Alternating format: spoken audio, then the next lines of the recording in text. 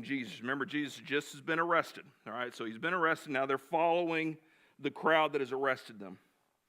It says, because this disciple was known to the high priest, he went with Jesus into the high priest's courtyard. But Peter had to wait outside the door. The other disciple who was known to the high priest came back, spoke to the servant girl on duty there, and brought Peter in. So Jesus is arrested, and Scripture tells us that Peter and he's hearing these conversations, so he's able to speak to these conversations.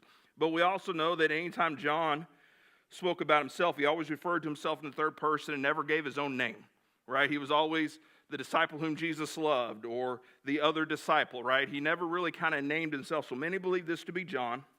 And it says John was able to get into the high priest's courtyard where Jesus and this high priest were going to have this conversation, because he probably had dealings with the high priest, so there was some sort of a connection there.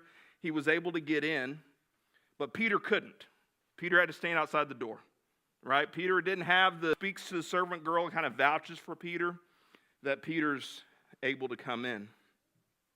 Now, the way the next couple of verses read, we're going to see here in verse 17 and 18, it's going to make sense that John goes and basically vouches for Peter and brings him in, but it's also going to see that it's going to look like John is going to identify himself as a disciple of Jesus, which is important to the story.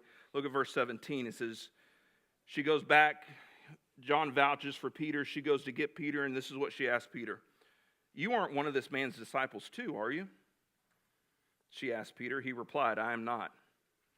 It was cold, and the servants and officials stood around a fire, and they had made to keep warm. Peter was also standing with them, warming himself.